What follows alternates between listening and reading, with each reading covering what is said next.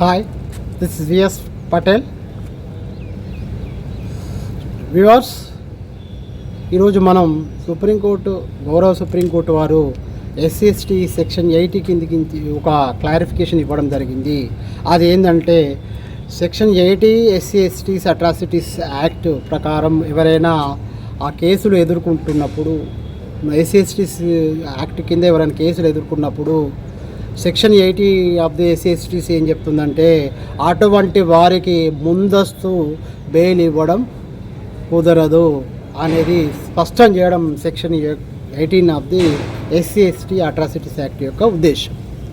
అయితే ఈ విషయం లోపల మన దీనికి సంబంధించి అలా ముంబై హైకోర్టు బెంచ్ అలహాబాద్ వాళ్ళు ఒక జడ్జిమెంట్ లోపల ఆయనకు బెయిల్ ఇవ్వడం జరిగింది. ప్రీ అరెస్ట్కు యాంటిసిపేటెడ్ బెయిలు మనకు అండర్ సెక్షన్ 438 ఆఫ్ సిఆర్పిస్ కింద బెయిల్ ఇవ్వడం జరిగింది. దీన్ని మనకు సుప్రీంకోర్టులో ఛాలెంజ్ చేసే సందర్భంలో గౌరవ బిఆర్ గవై జస్టిస్ గారు కాన్స్టిట్యూషనల్ బెంచ్ అండ్ కే వినోద్ గారు జస్టిస్ అండ్ అదే రకంగా అంజూరియా గారు ముగ్గురు న్యాయమూర్తుల ధర్మాసనం, రాజ్యాంగబద్ధ ధర్మాసనం ఏం చెప్పిందంటే క్లియర్గా చెప్పడం జరిగింది.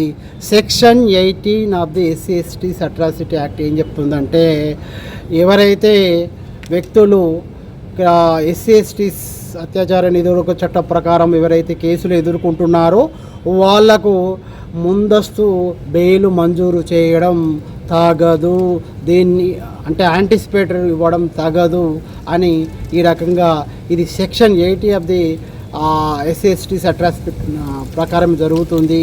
కాబట్టి దీని యొక్క ఈ సెక్షన్ యొక్క ఉద్దేశం ఏంటంటే ఎస్సీ/ఎస్టీసీ పీపుల్ యొక్క వాళ్ళ వెల్ఫేరు మరియు వాళ్ళ యొక్క రైట్స్ను వాళ్ళ అన్నిటిని ఇంట్రెస్ట్ ప్రొటెక్ట్ చేయడానికి ఉద్దేశించింది. కాబట్టి అటువంటి సందర్భంలో ఎవరైనా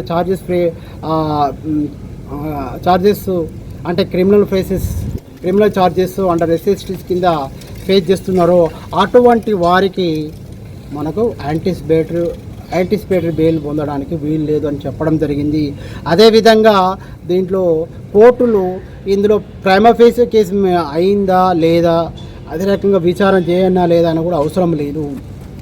క్లియర్ కట్గా సెక్షన్ 80 ప్రకారం ఇది బార్ చేస్తుంది. Section 80 of the SC STs attractive itself is barring the grant anticipatory bail against a person who facing the charges under SC/ST Atrocity Act. So clearly this section is 18 of the SC/ST Act 1989. So a powerful provision under which there is a bar to grant a anticipatory bail for a person who facing the charges under SC/ST Atrocity. అంటే ఈ రకంగా ఇది ఒక ఖచ్చితమైన section. దీని ప్రకారం ఎస్సీ/ఎస్టీ charges pay చేస్తున్న వ్యక్తులకు యాంటిసిపేటరీ బెయిల్ పొందడానికి వీల్లేదు. అటువంటి సందర్భంలో కోర్టులు మిగతా విషయాలు ఏం పరిశీలించడం అవసరం లేదు, యాంటిసిపేటరీ ఇవ్వరాదు అనేది సుస్పష్టం చేసింది సుప్రీంకోర్టు ఇది రీసెంట్లీ. కాబట్టి ఈ రకంగా ఇది చట్టాలు ఏంటంటే కొన్ని చట్టాలు కొన్ని వర్గాలను కాపాడడానికి ఉంటుంది. అదే ఎస్సీ/ఎస్టీ వర్గాలను కాపాడటానికి ఇక్కడ 18 అని ఇవ్వడం జరిగింది. కాబట్టి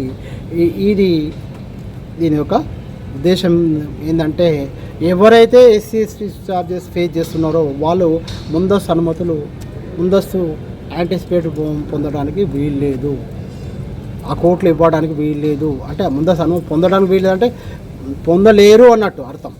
అంటే అటు చట్టమే ఉన్నది కాబట్టి దాని ప్రకారం చేయలేదు, కోర్టులు కూడా దీంట్లో ఏం చేయలేరు అని చెప్పింది. కాబట్టి section 80 of the SC STs act clearly absolute right to bar to grant a anticipatory bail against persons who face charges under SC STs atrocity act.